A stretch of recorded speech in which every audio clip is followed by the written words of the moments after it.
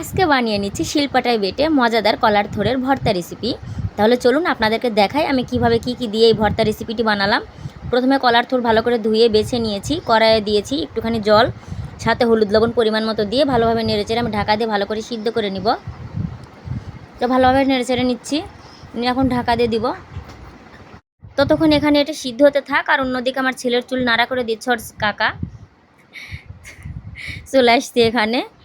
এই যে দেখুন কি অবস্থা, মানে ও নিজেই চুল কাটবে বলে ওখানে বসেছিল, এখন আর কেটে নেবে না। পিছনে একটুখানি কাটা হয়েছে, তারপর আর মানে কোনো মতেই কেটে নেবে না। আমি তো ভাবছি যা এই অর্ধেক চুল নিয়েই থাকতে হবে, মানে কিভাবে নড়ছে। ওর কাকা হয়ে তো কাটতে পারলো, আমি তো জীবনেও কাটতে পারতাম না, কারণ ওকে সবসময় আমরা সিলন থেকেই কেটে নিয়ে আসি। ও ঘুম আসলে ঘুমের মধ্যেও এরকম নড়াচড়া করে, মানে যদি কেটে দিতে যায়। তো অনেক মানে যুদ্ধের পরে ওকে হচ্ছে কেটে দেওয়া হয়েছে দুই ভাইকে। আর অন্যদিকে এগুলো আমার সিদ্ধও হয়ে গেছে কলার থোর। আমি এখন ভালোভাবে ভেজে নিচ্ছি, মানে জলটা শুকিয়ে ভালোভাবে ভেজে নিব। আর অন্যদিকে শিলপাটায় শুকনা ভাজা মরিচ নিয়ে নিলাম, সাথে রসুন, 1 চিমটি লবণ দিয়েছি, দিয়ে আমি ভালোভাবে ডলে নিব। আর সিদ্ধ হওয়ার সময় লবণ তো দিয়েইছিলাম, সেই জন্য খুব অল্প পরিমাণ দিয়ে দিলাম। তো এখন খুব ভালোভাবে হচ্ছে ডলে নিব। এই হচ্ছে মরিচ আর রসুন, আমি কিন্তু পেঁয়াজ দিইনি, পেঁয়াজ দিলেও মানে সমস্যা ছিল না, দিলে দেওয়া যেত। তো মরিচ আর রসুন হচ্ছে আমার ডলে নেওয়া শেষ। এবারে হচ্ছে ভাজা থোরগুলো আমি দিয়ে ভালোভাবে ডলে নিচ্ছি, একবারে মিহি করে ডলে নিতে হবে। এই তো দেখতে দেখতে আমার হচ্ছে বাটাবাটি শেষের দিকে। তো এই তো আমার বাটা হয়ে গেছে, একদম মিহি করে বেটে নিয়েছি। এখন একটুখানি সরিষার তেল দিয়ে ভালোভাবে হচ্ছে মাখিয়ে নিতে হবে।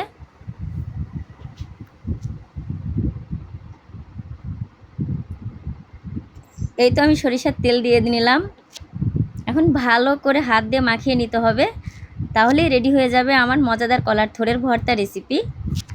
এটা কিন্তু গরম ভাতের সাথে হলে মানে কোনো কথাই নেই, 1 প্লেট ভাত কিন্তু অনায়াসে খাওয়া যাবে, শুধু এই থোড়ের ভর্তা হলেই, আর কোনো তরকারিই লাগবে না।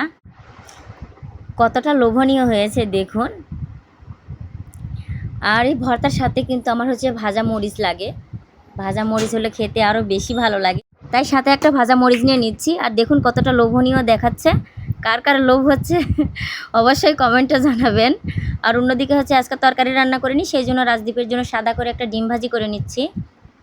এই ডিমে শুধু আমি লবণ দিয়েছি, আর কিচ্ছুই দেইনি। আর খুব কড়া করেও ভাজবো না, আমি এরকম সাদা করেই ভেজে নিব, কারণ খুব বেশি কড়া করে ভাজলে রাজদীপ খেতে পারে না। আর দেখতে দেখতে আমার ডিম ভাজা হয়ে গেছে, এখন হচ্ছে নামিয়ে নিব।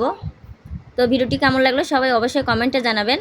আর একবার হলেও মোচার হচ্ছে ভর্তা ট্রাই করে দেখবেন, মানে বাসায় বানিয়ে দেখবেন, খুবই মজার, খুবই সুস্বাদু আমার কাছে তো লেগেছে।